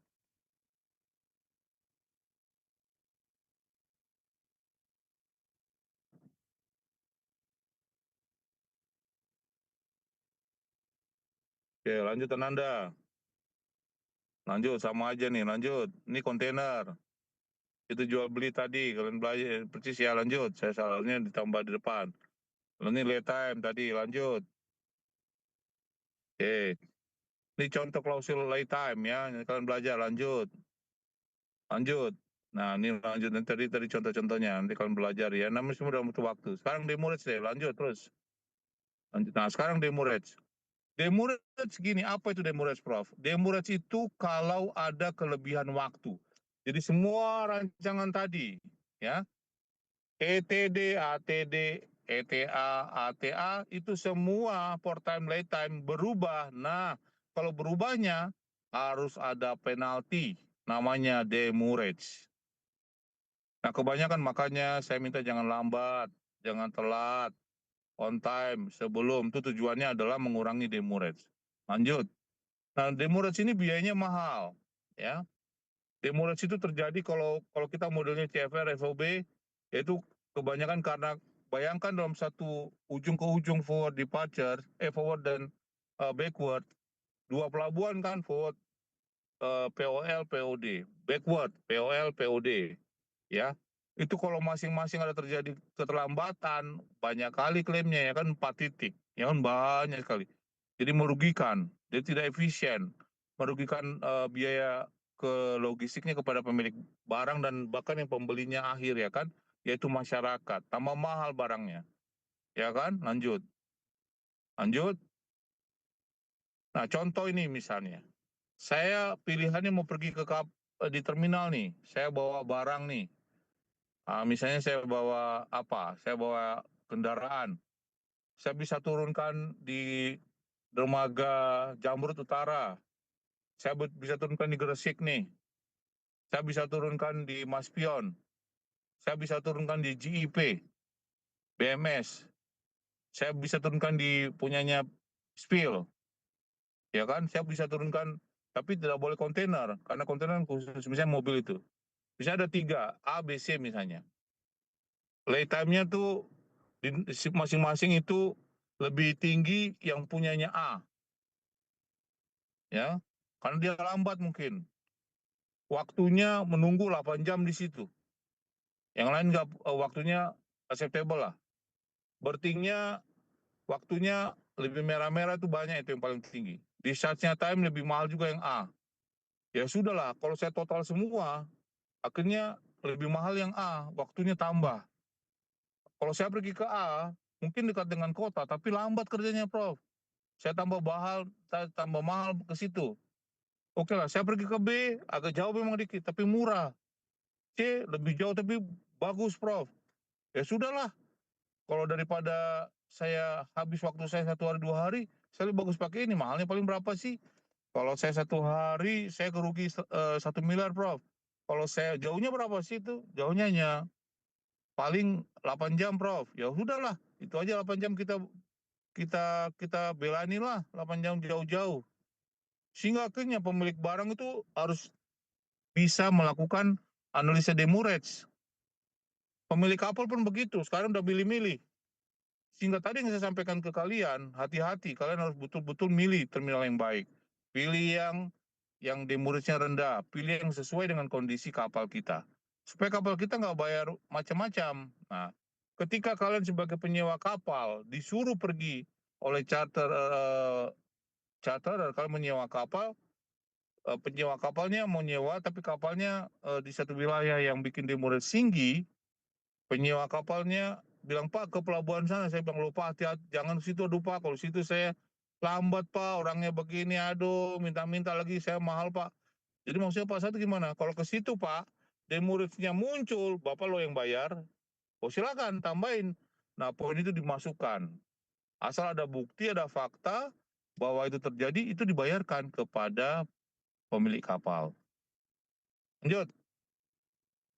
Nah, ini sampel beberapa contoh ya. Kalau secara total saya bagikan itu demurrage-nya, saya akumulasi, ya saya rugi. Ya, sehingga pilihan-pilihan kita poin untuk kita loading, discharging itu bagi eksportir yang menjual. Kalau dia modelnya tadi Incoterms-nya dia yang ngurusin, ya kan? Kelas apa yang dia ngurusin? Kalau misalnya penjual yang ngurusin, itu di D itu ya kan? Delivered, ya kan? Kalau itu urusannya pembeli itu.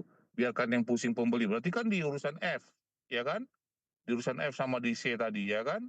Nah sekarang kalau urusannya kita pemilik barang, ya harus hati-hati lihat demurrage ini.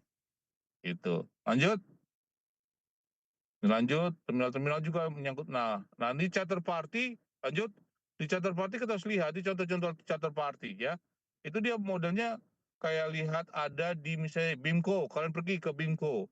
Itu ada BIMCO Close namanya. Itu banyak deh untuk charter harian, charter bulanan, time charter, voyage charter ada ya. Ada di Lloyds, ada. Contoh lanjut contohnya, nah ini contohnya. Jadi coba kalian lihat di contoh ini. Kalian coba lihat. NYPE 93, coba lihat. NYPE 93, kalian googling. NYPE 93. Jadi template-nya ada, sudah dia tersedia di internasional ya. Itu ada kita mau dalam kerjasama ini, kita kesepakatan charter party ini kita pakai apa? Saya biasanya pakai NIP 93, ada nggak? Ya kita pakai itu. Nanti close-nya, kata-katanya kita satu-satu kita catat. Oh ini saya setuju, nomor 2 ini saya tidak setuju, ayat 3 ini saya setuju. Nah contohnya ini kita bisa lihat ya, itu ada 1.0 kargo, 2.0, 3.0, 4.0, 5.0, ada poin-poin kesepakatan. Itu ada template-nya, maksudnya ada contoh kontraknya. Lalu dari contoh-contoh itu kita delete, kita tambahkan, ya. Nah itu kira-kira untuk close party-nya, artinya untuk melakukan perencanaan kontrak, kesepakatan kontrak, dan perubahan kontrak kalau misalnya terjadi apa-apa dalam perjalanan waktu. Nah, yang mau jadi masalah, ya ini sebagai pengetahuan. Ketika dalam kontrak ada perbedaan harga, ketika ada masalah bahan bakar naik, ada perang, nah itu ada namanya kontrak-kontrak yang harus kita ekskludkan.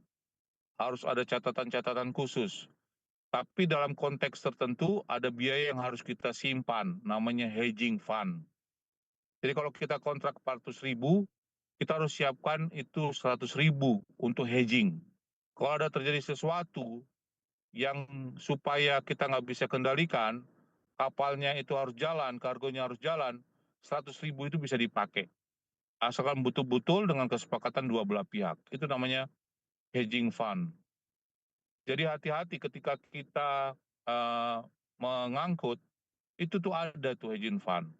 Prof. Saat waktu dulu saya mengekspor batu kelapa, itu saya kontraknya saya itu hampir 700 juta, ya. Hedging fund-nya itu 15%, ya, berarti sekitar 120 jutaan, ya, 120 jutaan dengan currency mereka. Dan partner saya si Pedro kasih 60, ya saya 60.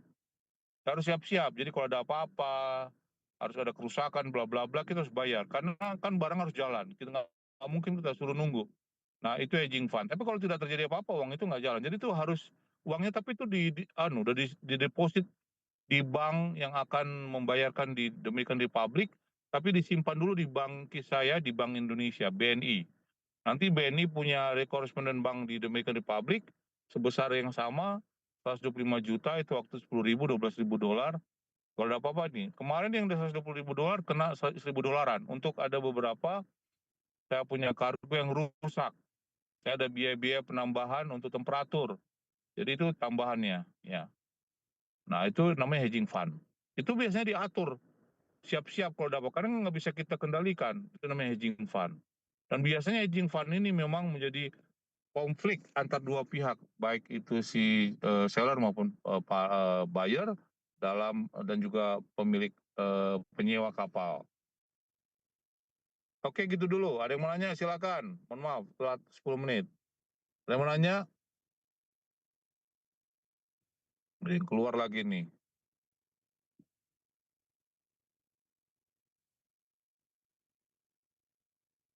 Ananda nanti tolong dibuatkan absennya ya.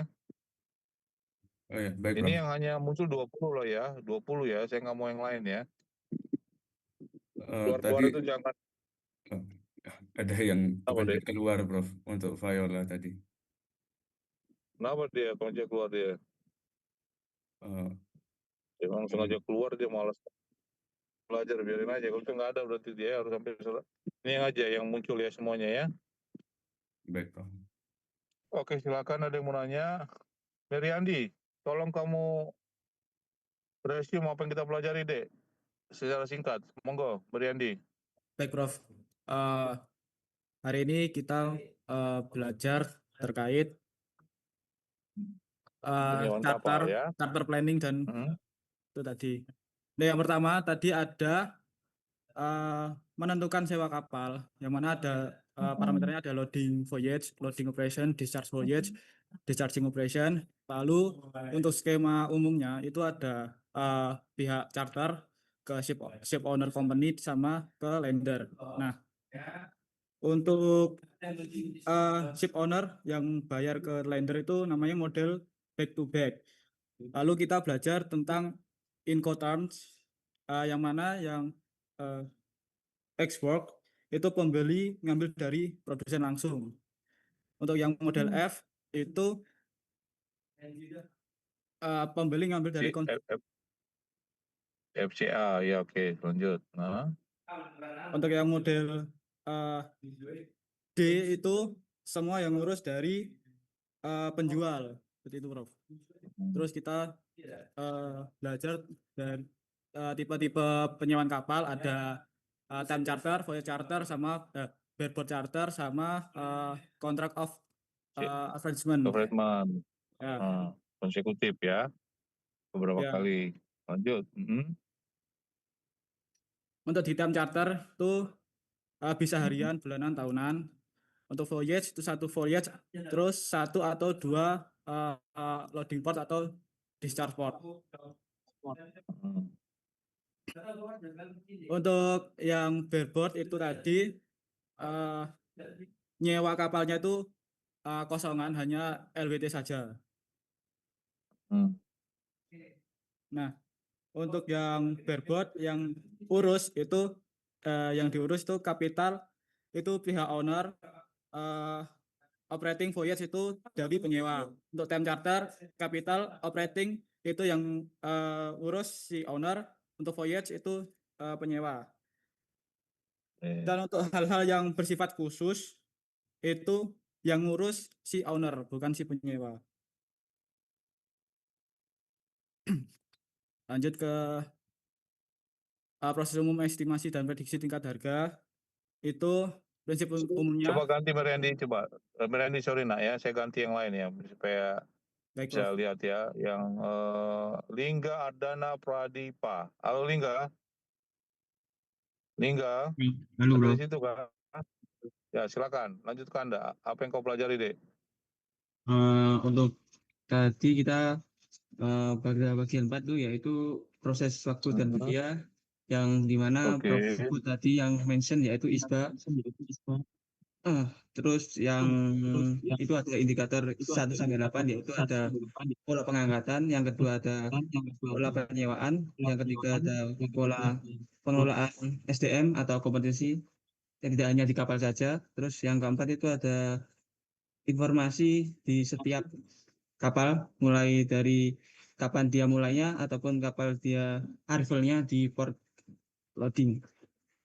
Untuk yang kelima itu ada komponen biaya atas selama masa penyewaan yang disebut OPEX. Terus yang keenam ada pengaturan waktu operasi atas 4 proses utama selama penyewaan. Nah, yang ketujuh itu ada skema waktu selama di pelabuhan termasuk persiapan kargo tersebut. Nah, dan kedelapan itu adalah yang terakhir, asuransi kargo. Nah, untuk asuransi kargo ini hati-hati bagi charter selama perjalanan agar tidak mudah rusak. Nah, dari faktor ke-8 itu adalah mempengaruhi harga biaya sewa kapal atau kompetensi. Terus Terima selanjutnya, kasih Lingga. Terima kasih, Dek. Coba lanjut lagi ya, yang lain ya. Terima kasih, Nak. Revansa, halo Revansa, are you there? Kamu di sana kah? Revansa? Iya, Prof. Ya, lanjutkan, Dek. Sampai terakhir, tadi sampai ke Dimuret. Silakan. Yang terakhir ada perencanaan waktu operasi penyewaan dari awal dan klaimnya itu ada dimulai dari ETA atau Accepted Time Arrived, kemudian dilanjut dari NOR. NOR itu kapan kapal siap untuk melakukan bongkar muat, biasanya dilebihkan 6 jam, Prof. Kemudian ada Yang namanya Notice of Readiness ya, Notice of Readiness. NOR, Notice of Readiness. Notice itu informasi dia udah siap ya. Notice of Readiness. Oke, NOR itu maksudnya. Lanjut. Kemudian ada all-phase, yaitu seperti orang yang menyiapkan crane dan lain-lain. Kemudian ada host connect, itu orang yang menyiapkan untuk proses bongkar muatnya. Kemudian ada connect loading atau dish, itu semuanya sudah siap untuk melakukan bongkar muat. Kemudian ada complete loading atau dish, itu semuanya udah komplit gitu, Prof. Kemudian ada host disconnect, sebelum kapalnya setelah melakukan bongkar muat tadi. Kemudian ada unbraithing, dan yang terakhir ada membahas tentang demur. Demur yaitu penalti saat terjadi keterlambatan waktu kapalnya itu, Prof. Jadi semakin lama Demurrage, namanya bahasa Inggris demurrage ya, bukan demure. baik, Prof. Demurrage ya. Baik, Prof. Oke, jangan malu-maluin tuh, demur apa ini? Demur kayak semur ya, demurrage ya. Baik, Saya Prof. ulangi, apa itu? Demurrage yaitu penalti saat terjadinya keterlambatan waktu. Jadi semakin lama keterlambatan terjadi, maka penalti yang akan kita bayarkan itu juga semakin banyak, Prof. Kalau perbaiki bahasa Inggrismu, Revansa ya. Kau kuat Baik, bahasa Prof. Jawa doang kau ya. Oke, perbaiki bahasa Inggrisnya. Ya itu kira-kira ya yang kita bisa pelajari hari ini. Ada yang mau nanya? Silakan. Saya kasih waktu terakhir 1 menit 2 menit. Silakan. Nah, tugas kalian minggu depan. Nah, mulai memperbaiki yang belum ke BMC, belum. Fokus tetap ke kapalmu. Ya, jadi perbaiki adalah fungsi logistik kapalmu. Ingat, kapalnya harus jelas dari posisi poin shipper, consolidating points, pelabuhannya, pol POD sampai ke consignee terakhir. Ingat baik-baik. Lalu penentuan kapal, kan saya bilang minimal itu 2, bukan 1. Semua kan masih 1. Di 2. 1 baru, sisanya yang tadi saya bilang jangan semua di PL25, ya kan? Nah, diatur. Mungkin bisa kamu pakai biaya bekas, kapal bekas, bisa. Mungkin juga kamu pakai sewa kapal. Oke. Nah, saya dalam konteks ini tidak minta kalian menghitung biaya sewa kapal, enggak. Saya akan minta kalau misalnya sewa kapan, di waktu kapan kapalmu, kamu siap PL mana yang kamu sewa. Nanti ketika biaya nanti akan saya minta hitung. Ya, itu sampai di situ. Tugasmu harus sampai di situ sekarang, minggu depan itu. Dikerjakan sama grupmu, perbaiki 18 tadi, hitung biaya capex, perbaiki dan tahu cara pembiayaan. Tipu aja, OPEX-nya nggak saya suruh ya, belum. Tarik mana cara-cara pendanaan capex dan OPEX. Lalu hitung sekarang. Jadi kan kalian udah tahu cargo function untuk kapal itu berarti harus dilayani di atas kapal untuk logistiknya, kemasannya harus tahu. Nah sekarang sampai ke fungsi logistiknya dari awal sampai tujuan. Tadi kemarin beberapa ada kelompok yang bagus sudah bikin kayak truknya tipe apa, ada bagus itu ya, bagus sekali. Lalu ada river containernya juga sudah bagus, tapi banyak yang masih rada ngawur dan roda-roda kopas ya, jangan ya bikin sendiri. Oke, saya kira itu aja untuk kuliah pada sore hari ini. Terima kasih ya, kita Permisi, ketemu Prof. minggu depan. Selamat sore. Permisi, Prof. Terima kasih, Prof. Ya,